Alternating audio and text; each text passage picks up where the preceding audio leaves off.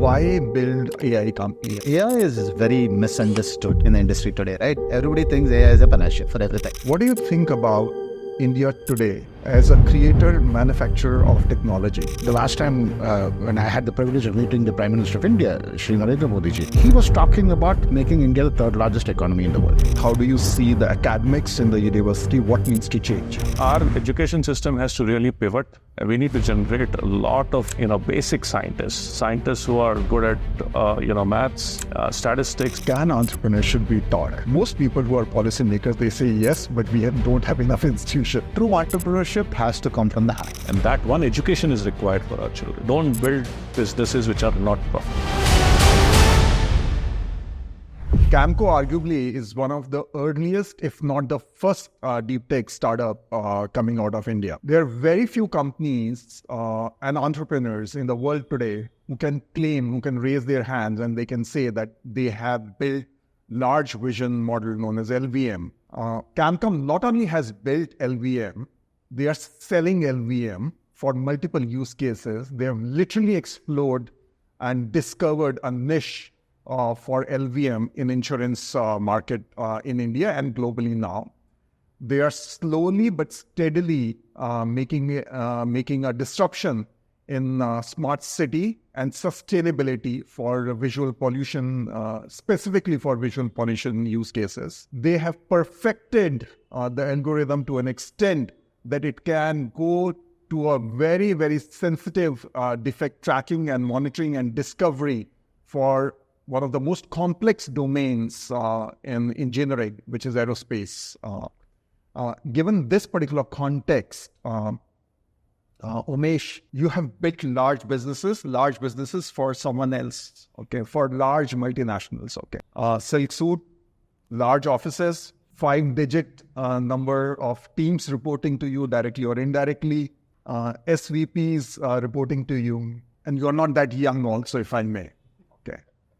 Why a person who is accomplished and proven their ability for building multi-billion-dollar global businesses for global, very large multinational companies will jump into to be an entrepreneur. And that too, not a normal, if I may say, an entrepreneur, deep tech entrepreneur. And that also very, very niche, which is large vision models, which not many people know who use AI or who drink AI, if I may. And not an easy code to write even today. So why and what is the journey? Thanks, Ravi, for a nice introduction. Took me back to the days that I worked for a very large company. But one thing that I have always valued is keeping yourself vulnerable. Okay, it's very easy to get to that success mode and comfort zone, while you're building large things. You actually basically forget that there are areas where you are still vulnerable. And I think that's what brought me to the entrepreneurship, because I really wanted to explore my vulnerability, is to build something with no brand, no capital, no sales team, and a very, very thin tech team. So this is where we started. And I think that excitement to kind of leave those, glass offices, large buildings, to come to a basement of a building to, start building everything from scratch excited me. And I think that's one of the fundamental driving force to build something. Coming to why computer vision or large vision model, while being in the service industry, I realized that I can sell services in my sleep. It was so templatized and, very formal in the way that you can go and sell that. But when I wanted to do this along with my colleagues here, I was very clear it's not going to be services. And then what product do you kind of build, right? And the idea was to build something for the future. AI was a very easy choice, but then AI had a huge, canvas, and we had to pitch something in that. And we realized that there is a structured data AI, there's an unstructured data AI. And unstructured data AI was very exciting, and that means that you're dealing with images, videos, and stuff like that. So that's where the computer vision idea came. And, and that's where we started to build our stack, in 2017. So that's really, and the journey has been exciting because we didn't know anything about this. We had to learn everything we learned. We had to learn what stack to use. We had to learn what underlying infrastructure is required. There were no GPUs in India. And we actually went to a cloud and told them, please make one bare metal GPU for us because we want to experiment in that. And which they did. And it was really nice of them to kind of provide us that kind of a box. And, selecting the right kind of, programming languages, selecting the right kind of tools, everything, was very exciting. So I think that's what it's been, and the journey has been very exciting so far. We started with, extremely fragmented AI models, then brought them under syndication first, and then now it's under, kind of rolled up into the LVM envelope today. So which has been really exciting. So I hope I've answered your question. Awesome, Umesh. Mahesh, you have been serial entrepreneur. You understand entrepreneurship more than anyone else in this. You are a part of hardcore Bangalore entrepreneur ecosystem, right? You have built a company. You have built companies. You have sold companies. Why build a AI company? And truly, in a way, why not with any AI company? Okay, everyone is building an AI company. Easy to raise capital, even in today's environment, globally or in Bangalore. The growth stature of India is such that consumption economy is only going to grow, right? Build a consumption company, right? Build a services company, okay? Why build something where there's so many hurdles? And why to transform into something which people now call as deep tech? But when you started your journey as an entrepreneur, deep tech word was not even coined and it was not even spoken. Forget about. Not many people even understood what deep tech is. In fact, there were many words. Okay, why just consciously take this hardcore, difficult thing? One, the passion part, you say, but also tell, do you make more money by taking such a tough path? Is that also a reason? And let's be open about it. Sure. So being an entrepreneur in my mind is being a glutton for punishment, right? And you rinse, repeat, do this all over again. And there's a lot of naivety, a little bit of foolishness, and a lot of bullheadedness in this whole thing, right? We are in an industry where we're not the experts, but we believe we can make a change, right? Without being in the industry. So it could be a mix of naivety, foolishness, and bullheadedness, thinking, yes, technology can play an important role in changing certain industries for the better or for the good. By the way, just to start, and same thing Javed Saab said in his latest, this great documentary, Salim Javed documentary, that when they actually made Ranzi, which apparently launched the Amitabh Bachchan per se, they said that we were so young and we were so naive that we didn't want to even understand that, there has to be songs in the movies, there has to be a romantic hero of Rajesh Khanna and that thing. So I think there is a prevalence of interesting aspects that come in when you're not part of a certain industry, right? If you're part of a certain industry, you're kind of lagan ke goda, right? You're looking at certain closed out loops, you're not looking at the larger picture. And you start thinking about what could be the pitfalls. You're approaching it fresh, you're not looking at pitfalls. It's an open canvas, go and do whatever you want, right? Why AI? See, AI is very misunderstood in the industry today, right? Everybody thinks AI is a panacea for everything. You bring in AI, you cut people out. And that is not the case, fundamentally. So when we started looking at AI, we were very clear that it needs to be applied AI. AI that can be applied towards a certain goal. And that goal is a goal for supreme quality or gold standard quality coming out of India, which ties into the whole Viksit Bharat scheme. How do you get India to be the global standard for quality, right? While manufacturing is moving in, and I think Ajit will talk more about that in India. Are we really known for quality? Not yet. Can we be known for quality? Absolutely, yes. Do we have the right firepower in terms of people, in terms of universities, in terms of knowledge, in terms of education on the AI space right now? Yes. Still a little bit more theoretical than practical in terms of what is being taught on the AI side. But I think in the next 5 years, India is going to be the global center for AI. the way I'm seeing it. And To answer your second question, is it about money? Startup is like a lottery, right? It can never be about the money, right? If you're in it for the money, you might as well not be in it. So it is about trying to do something good, trying to do something which will grow, trying to do something that can be really big. Whether it actually makes it or not is a confluence of timing, luck, whether you're backed by the right people, and whether you execute right. So there are 4 or 5 factors to it. So it has to come from a passion to do something good, to make something big. And if it works out, all the best. You'll make money. Ajit, Umesh has built the stack. Mahesh is building the ecosystem. It's a classic, CamCom is a classical deep tech definition of any entrepreneurship. So classicals perfectly fits into that definition. Rarely it happens, Ajit, that in such a short span of time, and 5 years, 6 years, 7 years, when it comes to deep tech value of death, they're still part of it. But CamCom is out of value of death. You are selling your stack to some of the largest insurance companies in India and across the world. A lot of large manufacturing units are seriously considering what you guys are telling them, advising them, and they're willing to change their metal, their default enterprise stack, which is not very easy to do it in a manufacturing company. You just don't go into a manufacturing company's tech portfolio or IT portfolio and say, by the way, change your enterprise software. They don't do that, right? But that's happening. First, how you guys were able to do this, number one. Second one is something both of us talk about a lot. With all sincerity and with practical honesty, Ajit, what do you think about India today as a creator, manufacturer of technology today?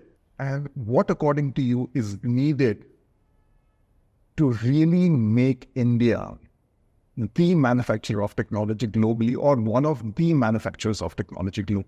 Well, it's very interesting you said that Umesh created the stack, he created the enabling ecosystem. Precisely that is the reason why we are successful. Because I am not an engineer. I'm a sales bat. The ability to take out something and convince people that this is good for you. And large enterprises are not easy to sell. I'm sure you already know that. And going back to what Mahesh said earlier about being naive. You're not naive when you're just young. You're naive even when your hairline is receding and your hair is grey. Tell me more about that. When all of you have a stature, right? You kind of cannibalized your own stature, okay? Or your own, you kept your credibility, you cannibalized your own stature, you cannibalized your own comfort, and you are doing this. Is it a rare phenomenon that you can accept the innocence of naivety, especially after you have accomplished and especially after you have attained a certain degree of age or so-called social maturity? I think in everybody's life, we go through those phases. It's at times we don't actually realize it, right? We jump into something knowing very well. It's a leap of faith. It's almost like religion. You just accept it and move on. So in this specific instance, when the three of us got together to create something, all of us took a leap of faith. I mean, the 80 people that, essentially today work at CamCom have taken a leap of faith, buying into a vision. Literally, it's almost like Santa Claus's sleigh. You have essentially put your rope to it and essentially, moving forward and driving that. That happens because, one, as you rightly said, there's a certain amount of stature that we bring to the table. Of having been there, seen that, done that. There is a track record. But most importantly, I think, is the level of integrity and the ability to accept that we don't know what we are doing and we will learn as we move forward. I think that level of honesty is very important. Somebody asks you today, do you know the answer to this? And I many times I said, no, I don't. And as a matter of fact, if you ask me, and there's a very common question that says, 5 years from now, I think it was day before yesterday, the question was asked, realistically, will you be $100 million in revenue in 7 years? Realistically, why can't we be $1 billion in revenue? See, it's just a matter of perspective. In fact, the addressable market and the CAGR is way higher than sales. Because it is no more a thesis, Umesh, right? And Mahesh, it is practical because customers are willing to disrupt. And you're talking about some of the most conservative domains in the world. You're talking about a domain like insurance. You're talking about a domain like manufacturing. Okay. This is not a services, classical digital services kind of thing. This is not a classical e-commerce. This is not classical last mile delivery is a new age company. You're talking about these companies which are highly regulated, highly governed. You're talking about very, very large companies as your customer. And if they say that, okay, by the way, we agree because it makes a lot of sense, not only from the future perspective, but on the current balance sheet, it makes tons of sense. Absolutely. As regards your question asked on India manufacturing software and can it become the hub for software manufacturing? Before we go there, Ajay, because you travel a lot, you meet some of the most important people in India and globally. Give us a practical reality check, because romantic reality we all talk about and we all read and all. Give us a real practical this thing, and then educate us from that. Where is the gap and how to fix that gap? See, CamCom has been very fortunate in its journey to have had the blessings and advice of people who really matter. Okay, and I guess one of the biggest successes of CamCom has been our ability to listen to people who matter and then course correct as needed be.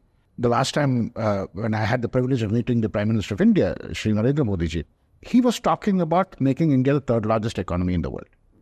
Now, the third largest economy in the world is 100% exports oriented, right? But as Mahesh pointed out, it's not like India is synonymous with quality like Germany or Japan.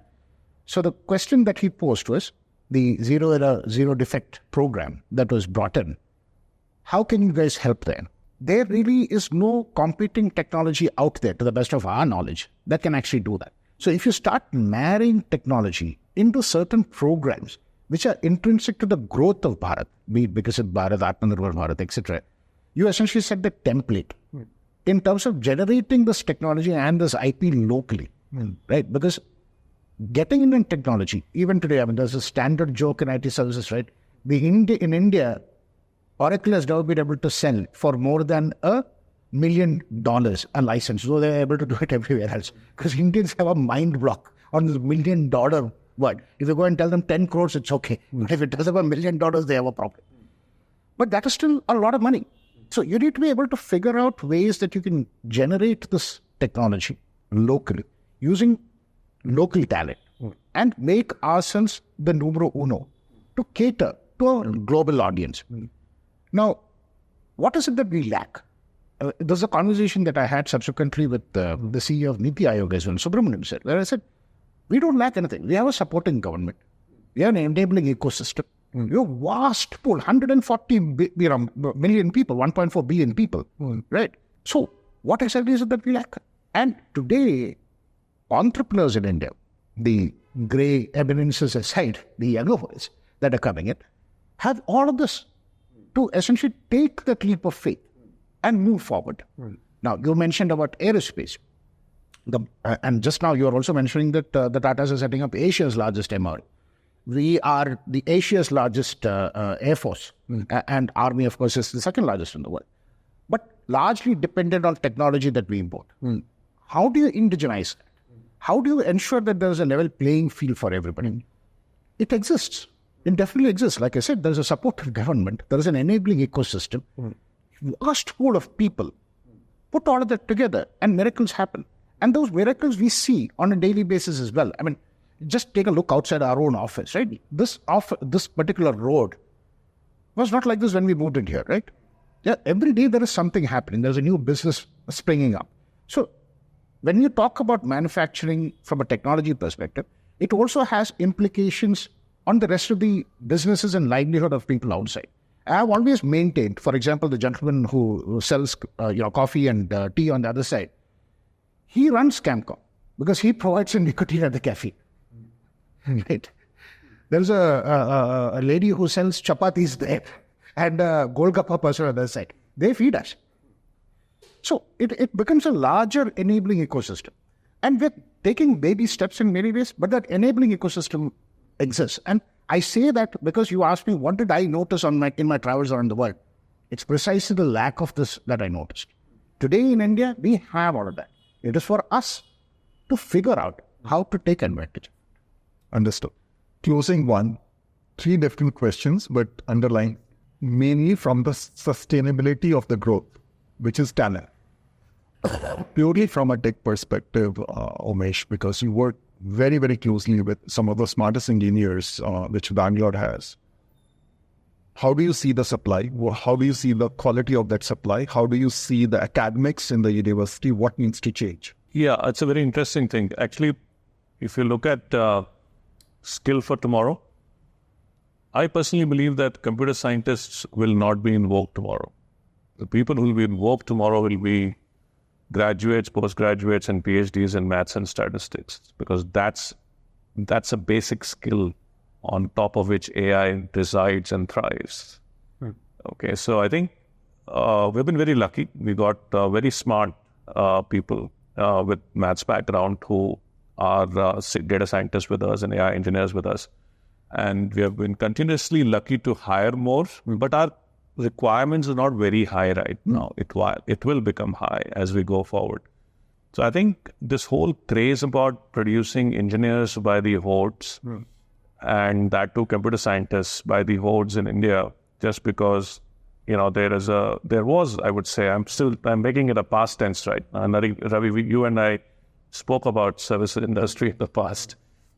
Service industry's intake has just gone, absolutely zero, right? So these computer scientists have nowhere to go, and they are actually a misfit in AI industry in many ways, okay? Because they come with a more definitive way of, building systems, whereas the statistician or mathematician comes with a probabilistic way of building systems. AI is all about probabilities and not certainties. Unfortunately, that has been an evolution which almost every large IT service company has myth, which is moving from structured language-based computing to unstructured language-based computing. Exactly. This has been happening for last 2 decades, and somehow some of the largest, and all the large, they're all in denial mode, Ravi. Unfortunately, they're all in denial mode. So I think our education system has to really pivot. We need to generate a lot of basic scientists who are good at maths, statistics. I would place a lot of emphasis on physics, specifically if you're in our industry. Optics plays the optical engineering or optical physics, quantum mechanics. These things would be very useful for us. Biology will become very important because now the technology is sitting between organic and inorganic elements, and they need to have something to bind them, right? Simplest example is that I was speaking to the MIT Media Lab CEO about a few years ago when I was in the US, and we were talking about, how do we bring these together? And he was giving a great example saying that a prosthetic arm, right, or a leg that is used traditionally has no link to your nervous system, right? Now, AI systems have to sit between that prosthetic arm and your nervous system to actually give the feeling of a continued, limb. I think that is the greatest example I felt, where even biology becomes so important for the future of AI. Yeah. I wrote an article long back. The relevance is now that periodic table will be at the center stage of geopolitics and governance of everything. Exactly. Whether you want to create a new kind of compute, whether you want to create a new kind of an aircraft, or whether you want to predict which country will go on a war with some other country. The periodic table has never been in the center stage post-World War I as it is now. And in the true industrialization happened after World War. And look at the positioning of lithium in the periodic table. Yeah, exactly. It is so central. One question, I don't have an answer, but I ask everyone. There are 2 kinds of people whom I talk nowadays a lot, Mahesh. One are bureaucrats, mostly policymakers. Second are politicians, because I want to understand how they basically need, because they have a very, very specific, and that has to be societies or cultures. both of them talk about entrepreneurs and entrepreneurship passionately. Okay, both of them actually know, if I may, know very little about asset company. And I pose this question, and they pose that same question back to me. Can entrepreneurship be taught? I'll give you the answer. Most people who are policymakers, they say yes, but we don't have enough institution. Most politicians say that is not possible. What is your take? Because ultimately we cannot depend upon large companies to create that many jobs, and our country requires jobs. The demography is very, very clear. Institutions. So we have to bottom-up approach. So can it be taught, or there has to be an enabling ecosystem, because you are an ecosystem builder, so that most entrepreneurs come from tier 2, tier 3, tier 4 cities, and they build businesses. So 2 parts to the answer, right? Can entrepreneurship in its true form be taught? No. The answer is no, right? There has to be an intrinsic risk-taking ability, intrinsic bullheadedness, intrinsic naivety. But can the basics be taught? Can naivety be enforced upon people? To a certain extent you can, Okay. right?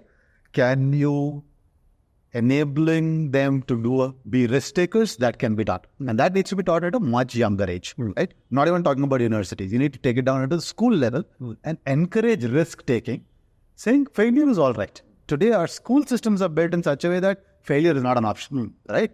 So as they say, if a girl fails, it's marriage. If a guy fails, it's garage.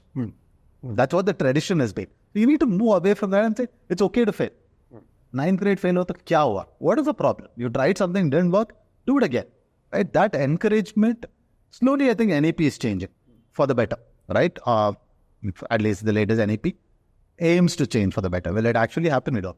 So there can be institutions built around these which also imbibe practical knowledge, right? Right now, we as a country have been more focused on the theory side of things, always, right? So our engineers are theoretically very, very strong. What are the practical applications of these theory? Nobody thinks of. But I think that is changing. Now, schools are changing, where they say, go do internships. I see a lot of internships happening in 10th grade, 11th grade, 12th grade, right? And our times, till 3rd year in college, nobody even spoke about internship. Final year, you'll have to do something for the sake of doing internship. You go do some random project, submit it, get some marks and walk out. And then you come and I'm doing whatever I've done in my life is nothing I've studied, right? Whatever I've studied has not been useful for the rest of my life. I think things are changing and things will change, but it's a matter of time. But true entrepreneurship has to come from the heart. So we have last very briefly, Ajit, leadership. You have met presidents, you have met prime ministers, you have met chief ministers, you have met governors, you have met bureaucrats, very senior, accomplished bureaucrats in India and across the globe. How do we achieve a leadership position, both as thinkers and as execution leaders, and execution in the right way in India? Yeah, I'll start with a small tale. 3 to 4 times when I came to office, I was said that there was a young girl who constantly kept coming into office asking if the CEO is around. She didn't know me. She just kept asking, is the CEO around? So one day I was here. She came in and she and I had a chat. We were talking about leadership. She lives in this apartment opposite. And what did she want? She wanted to know what is it that she should start. And she's just in the 9th grade. Right? She had done 3 businesses and she said, I successfully gave up. That is leadership.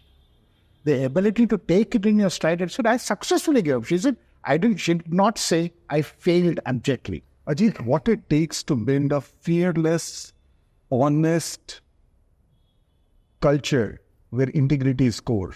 What it takes to build in a country like India. And it's not an easy country even today. The funny thing, Ravi, is it already exists. It is a part of our DNA. If you go back in history, if you go back to the ethos that we have as entrepreneurs, as risk takers, as traders, this didn't start, with the IT revolution, right? It started off as people trading spices. I come from Kerala, right? 2,400 years ago, they were trading with the Romans, the Phoenicians, and the Greeks. They were not scared to go across the sea and, make sure that they got a good deal. CamCom has it, okay? there is enough evidence in the overall entrepreneurship ecosystem in India that even the simplest of financial governance is questionable. Okay, so just because you have run these large P&Ls, you were leaders in large companies, and so it's easy for you. And financial governance is the easiest form of integrity, right? It shows out even if you don't have financial systems, right? Shows it on your Excel sheet, okay? Yes. What it takes to build that culture of integrity, Achi? I think 3-4 weeks back, this exact same question was posed to me by a reporter from the Swarajya magazine. And the answer to that is the playbook for the entrepreneurial ecosystem in India is flawed because we have blindly taken from the West and tried to apply it here. And somewhere along the way, most of our founders, especially the younger ones, have forgotten that money is not something that you turn on the tap and it continuously keeps flowing. Somebody has to be accountable. Somebody has to be responsible. You need to be frugal. I've had instances of, I won't name them, people after 7-8 years, multiple rounds of funding, come and tell me, Ajit, you won't believe it. Now they are asking me, where is the path to profitability? And I'm like, you never had that before? So fundamentally, our approach towards entrepreneurship, because of the playbook that we use, is flawed. It is time to change. And that, as Mahesh rightly said, and as Umesh also previously pointed out, has to start at the school level. The level of financial due diligence, the level of financial frugality, the ability to stretch things. Who is the best finance manager? Your mother. She knows how to stretch it. Right? She made sure that she stretched it for you to get to where you are. Why can't the mothers teach the children the same skill? The problem is we don't teach it anymore. Earlier, we were taught it. Maybe in our generation, we were taught it. Maybe as a generation, we are at fault as well. We are not teaching the next generation about the implications of running with things, thinking that it's going to be a perennial flow. Such a thing doesn't exist in the world. So we need to start re-educating, reinstilling some of these core tenets that are fundamental to humans in the way that they respond in the business world. So just to add on to that, right? It is part of the problem is also the media, right? We only showcase fundraisers, somebody raised at a valuation of X and Y. We are not celebrating failures, right? We are not celebrating true entrepreneurship at all, for the most part. So we have a new generation of entrepreneurs who only read about the successes thinking there is money to be made, right? And if your motivation is money, that all your financial diligence goes for a toss because the end starts justifying the means if you go running after money. But if you're running after doing something good and in the process, money happens, that's when you follow all the processes. Yeah. So I remember my mother used to always tell me that, go after Ma Saraswati, Ma Lakshmi will automatically come. So I've always followed that. But I believe one fundamental change that we require in this country is that we must make our children understand that we need to build businesses which are profitable. Fundamentally, that's all. If you do that, your governance will come in place, your integrity will come in place because you're not looking at making money for yourself, you're looking for making the company profitable. Everything will fall in place. That one focus is required. And that one education is required for our children. Don't build businesses which are not profitable. Build businesses that are profitable, everything will fall in place. Follow the Marwadi playbook. Awesome. India will be fine. The 99.97% of entrepreneurs in India are stillborn because the idea never leaves their head. So it is because we don't tell them that they can start. Look, CamCom is one of the rare jewels in India's deep tech ecosystem, which has built an ingenious and a very potent vision model and end-to-end stack. It is a fact that large vision models within the realms of computer vision cannot be generic in nature if you want to solve domain-specific problems and disrupt that particular sector end-to-end. It's a difficult code to write. It's a difficult algorithm to think. It doesn't require the classical ability of learning a computer science language and just writing code, because there are multiple disciplines which are involved in this. There's a discipline of first understanding the dictionary and the playbook of the domain and the problems of that particular domain. Convert that particular domain into statistical models which makes sense. Understand the overall ecosystem of enterprise systems which exists today. Go to a ground level and understand what are the field ground level issues and what the gaps are and how much money is pulled out of those particular gaps and can be pushed so that it helps the bottom line and hence increases the top line. And it's not an easy problem to define because of so many reasons which I've mentioned. CamCom has done it very successfully in a very short span of time in the domain of insurance. They have been partially successful in manufacturing because that's a new thing which they have started this particular year. They are venturing into aerospace domain, which is one of the most complex domains in terms of defining these problems, just from a scale perspective, and also the texture of data and texture of variables which are there in the definition.